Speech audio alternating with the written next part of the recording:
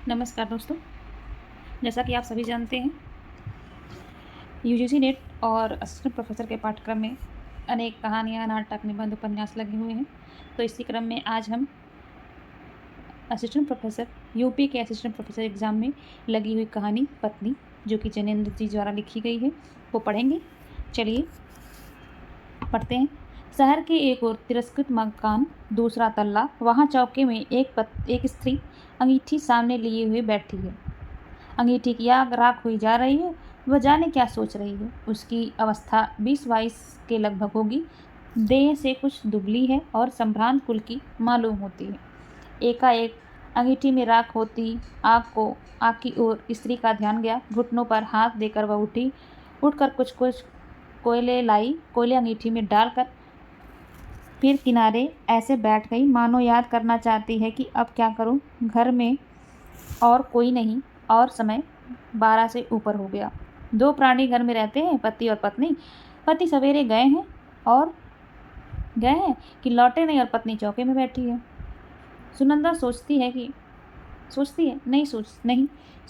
कहाँ है। असल भाव में वह तो वहाँ बैठी ही है। सोचने को तो है तो यही कि कोयले ना बुझ जाएं। तो पहले पात्र कौन सा है? सुनंदा। आ गई। वे जाने कब आ जाएंगे। 1 बज गया है। कुछ हो, आदमी को अपनी देह की फिक्र करनी चाहिए। और सुनंदा बैठी है, वह कुछ कर नहीं रही है। जब वे आएंगे तब रोटी बना देगी। वे जाने कहाँ कहाँ देर लगा देते हैं और कब तक बैठूं। मुझसे नहीं बैठा जाता। कोयले भी लहक आए और उसने झल्लाकर तवा अंगीठी पर रख दिया। नहीं, अब वह रोटी बना ही देगी। उसने खींचकर जोर से आटे की थाली सामने खींच ली और रोटी बेलने लगी। थोड़ी देर बाद उसने जीने पर पैरों की आहट सुनी। उसके मुख पर कुछ तल्लीनता आई। क्षण भर वह उसके चेहरे पर रखकर चली गई और वह फिर उसी भांति काम में लग गई। कालिंदी चरण पति आए। पति का नाम कालिंदी चरण और पत्नी का नाम सुनंदा, जिनके पीछे पीछे 3 और उनके मित्र भी आए। वे आपस में बातें करते आ रहे थे और खूब गर्म थे। कालिंदी चरण अपने मित्रों के साथ सीधे अपने कमरे में चले गए। उनमें बहस छिड़ी थी। कमरे में पहुंचकर रुकी, बहस फिर छिड़ गई। ये चारों व्यक्ति देशोद्धार के संबंध में कटिबद्ध हैं। चर्चा उसी सिलसिले में चल रही। भारत माता को स्वतंत्र कराना होगा और नीति अनीति, हिंसा हिंसा को देखने का यह समय नहीं है। मीठी बातों का परिणाम बहुत देखा। मीठी बातों से बाघ के मुंह से अपना सिर नहीं निकाला जा सकता। उस वक्त बाघ मारना ही एक इलाज है। आतंक ही आतंक। हमें क्या आतंकवाद से डरना होगा? लोग हैं जो कहते हैं आतंकवादी मूर्ख हैं। वे बच्चे हैं। हाँ, वे बच्चे हैं। वे हैं बच्चे और मूर्ख। उन्हें बुजुर्गी और बुद्धिमानी नहीं चाहिए। हमें नहीं अभिलाषा अपने जीने की। हमें नहीं मोह अपने बाल बच्चों का। हमें नहीं गर्ज धन दौलत की। तब हम मरने के लिए आज़ाद क्यों नहीं हैं? जुल्म को मिटाने के लिए कुछ जुल्म होगा ही। उससे वे डरे जो डरते हैं। डर हम जवानों के लिए नहीं है। फिर वे चारों निश्चय करने लगे कि उन्हें खुद क्या करना चाहिए। इतने में कालिंदी चरण को ध्यान आया कि न उसने खाना खाया है, न मित्रों को खाने के लिए पूछा है। उसने अपने मित्रों से माफ़ी मांगकर छुट्टी लिया और सुनंदा की तरफ चला। सुनंदा जहाँ थी वहाँ है। वह रोटी बना चुकी है। अंगीठी के कोयले उल्टे तवे से दबे हैं। माथे को उंगलियों पर टिका कर वह बैठी है। बैठे बैठे सूनी सी देख रही है, सुन रही है कि अपने पति कालिंदी चरण अपने मित्रों के साथ क्यों और क्या बातें कर रहे हैं। उसे जोश का कारण नहीं समझ में आता। उत्साह उसके लिए अपरिचित है। वह उसके लिए कुछ दूर की वस्तु है, स्मरणीय, मनोरम और हरियाली। वह भारत माता की स्वतंत्रता को समझना चाहती है, पर उसको न भारत माता समझ में आती है और न स्वतंत्रता समझ में आती है। उसे इन लोगों की, इन जोरों की बातचीत का मतलब ही समझ में नहीं आता। फिर भी सच उत्साह भी उसमें बड़ी भूख है। जीवन की हौस उसमें बुझती सी जा रही है, पर वह जीना चाहती है। उसने बहुत चाहा कि पति उससे भी कुछ देश की बातें करे। उसमें बुद्धि जो जरा कम है, पर फिर धीरे धीरे क्या वह भी समझने नहीं लगेगी। सोचती है, कम पढ़ी हूँ तो इसमें मेरा क्या कसूर। अब तो पढ़ने को तैयार हूँ, लेकिन पत्नी के साथ पति का धीरज खो जाता है। खैर, उसने सोचा उसका काम तो सेवा है। बस यह मानकर उसने कुछ समझने की चाह ही छोड़ रखी है। वह अनायास भाव से पति के साथ रहती है और कभी उनकी राह के बीच में आने की नहीं सोचती। वह एक बात जानती है कि उसके पति ने अगर आराम छोड़ दिया है, घर का मकान छोड़ दिया है, जानबूझकर उखड़े उखड़े और मारे मारे जो फिरते हैं, इसमें वे कुछ भला ही सोचते होंगे। इसी बात को पकड़कर वह आपत्ति शून्य भाव से पति के साथ विपदा उठाती रही है। पति ने कहा भी है कि तुम मेरे साथ दुख क्यों उठाती हो, पर यह सुनकर वह चुप रह गई। सोचती रह गई कि देखो कैसी बात करते हैं।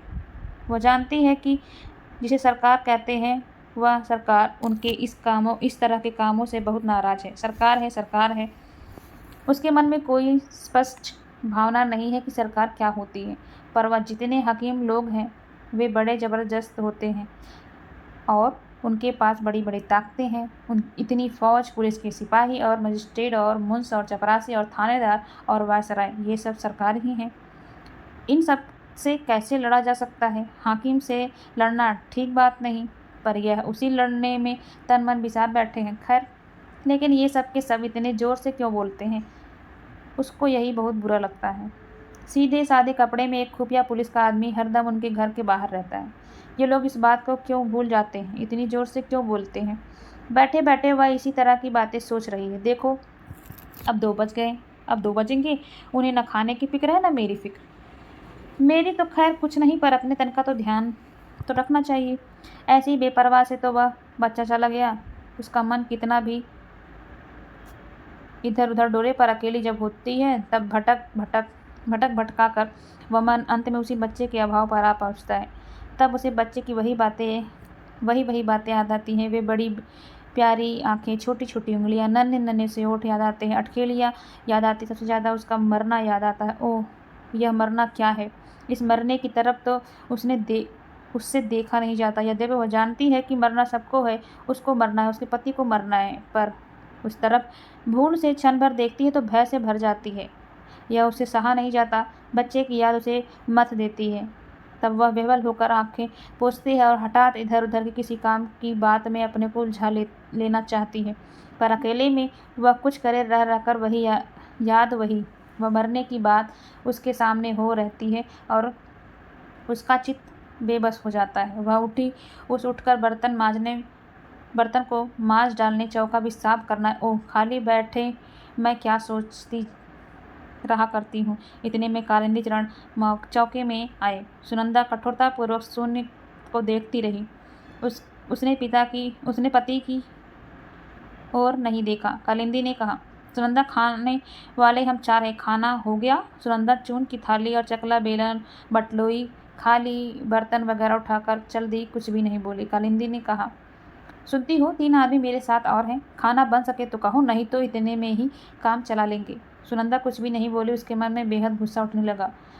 यह उससे क्षमा प्रार्थी से क्यों बात कर रहे हैं? हंसकर क्यों नहीं कह देते कि कुछ और खाना बना दो, जैसे मैं गैर हूँ? अच्छी बात है, तो मैं भी गुलाम नहीं हूँ कि इनके ही काम में लगी रहूँ। मैं कुछ नहीं जानती खाना वाना। और वह चुप रही। कालिंदी ने जरा जोर से कहा, सुनंदा के जी में ऐसा हुआ कि हाथ की बटलों को खूब जोर से फेंक दे। किसी का गुस्सा सहने के लिए वह नहीं है। उसे तनिक भी सुध न रही कि अभी बैठे बैठे इन्हीं अपने पति के बारे में कैसी प्रीति और भलाई की बातें सोच रही थी। इस वक्त भीतर ही भीतर गुस्से से घुट कर रह गई। क्यों बोल भी नहीं सकती? सुनंदा नहीं बोली। तो अच्छी बात है, खाना कोई भी नहीं खाएगा। यह कहकर कालिंदी तैस में पैर पटकते लौट कर चले गए। कालिंदी चरण अपने दल में उग्र नहीं समझे जाते, किसी कदर उदार समझे जाते हैं। सदस्य अधिकतर विवाहित हैं। कालिंदी चरण विवाहित ही नहीं है, वह एक बच्चा खो चुके हैं। उनकी बात का दल में आदर है। कुछ लोग उनके धीमीपन से रुष्ट भी हैं। वह दल में विवेक के प्रतिनिधि हैं और उत्पाद पर अंकुश का काम करते हैं। बहस इतनी बात पर थी कि कालिंदी का मत है कि हमें आतंक को छोड़ने की ओर बढ़ना चाहिए। आतंक से विवेक कुंठित होता है, या तो मनुष्य उससे उत्तेजित ही रहता है या उसके भय से दबा रहता है। दोनों की स्थितियाँ श्रेष्ठ नहीं। हमारा लक्ष्य बुद्धि को चारों ओर से जगाना है, उसे आतंकित करना नहीं। सरकार व्यक्ति और राष्ट्र के विकास के ऊपर बैठकर उसे दबाना चाहती है। हम इसी विकास के अवरोध को हटाना चाहते हैं, इसी को मुक्त करना चाहते हैं। आतंक से वह काम नहीं होगा जो शक्ति के मद में उन्मत्त है। असली काम तो उनका मद उतारना और उनमें कर्तव्य भावना का प्रकाश जगाने का है। हम स्वीकार करें कि उनका मद टक्कर खाकर चोट पाकर ही उतरेगा। यह चोट देने के लिए हमें अवश्य तैयार रहना चाहिए, पर यह नोचा नाची उपयुक्त नहीं। इसे सत्ता का कुछ बिगड़ता तो नहीं, उल्टे उसे अपने औचित्य पर संतोष हो जाता है। पर जब सुनंदा के पास से लौट कर आया तब देखा कि कालिंदी अपने पक्ष पर दृढ़ नहीं है। वह सहमत हो सकता है कि हाँ, आतंक जरूरी भी है। हाँ, उसने कहा, यह ठीक है कि हम लोग कुछ काम शुरू कर दें। इसके साथ ही कहा, आप लोगों को भूख नहीं लगी है क्या? उनकी तबीयत खराब है, इससे यहाँ तो खाना बना नहीं। बताओ क्या किया जाए? कहीं होटल चलें? एक ने कहा, कुछ बाजार से ही मंगा लेना चाहिए। दूसरे की राय हुई कि होटल ही चलना चाहिए। इसी तरह की बातों में लगे थे कि सुनंदा ने एक बड़ी सी थाली में खाना परोसकर उनके बीच ला रखकर वह चुपचाप चली गई।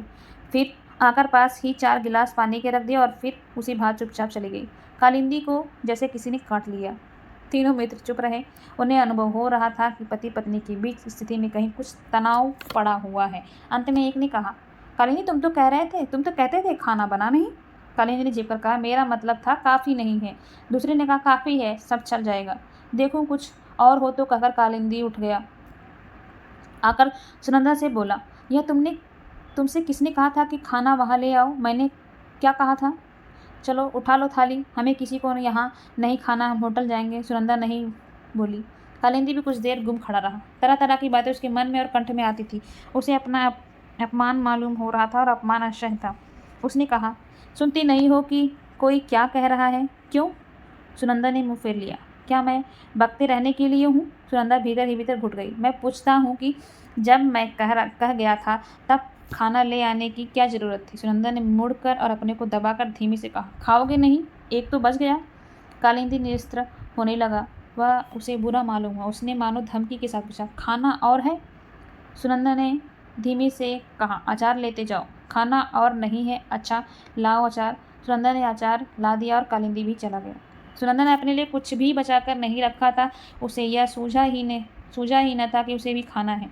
जब अब कालिंदी के लौटने पर भी जैसे उसे मालूम है कि उसने अपने लिए कुछ नहीं बचा रखा है, वह अपने से रुष्ट हुई। उसका मन कठोर हुआ, इसलिए नहीं कि उसने खाना नहीं बचाया। इस पर तो उसमें स्वाभिमान का भाव जागता था। मन कठोर यूँ हुआ कि वह इस तरह की बात सोचती ही क्यों है। छी, यह भी सोचने की बात है।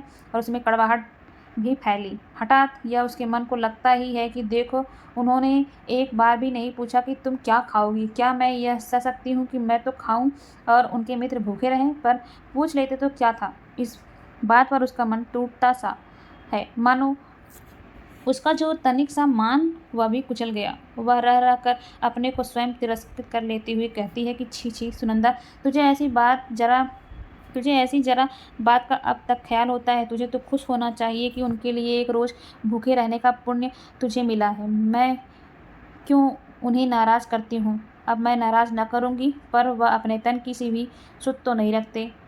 यह ठीक नहीं, मैं क्या करूँ?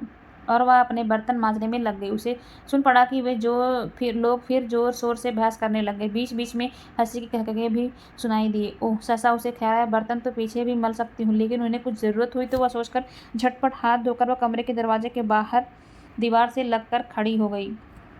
एक मित्र ने कहा, अचार और है? अचार और मंगाओ यार। कालिंदी ने अभ्यासवश जोर से कहा, अचार लाना भाई।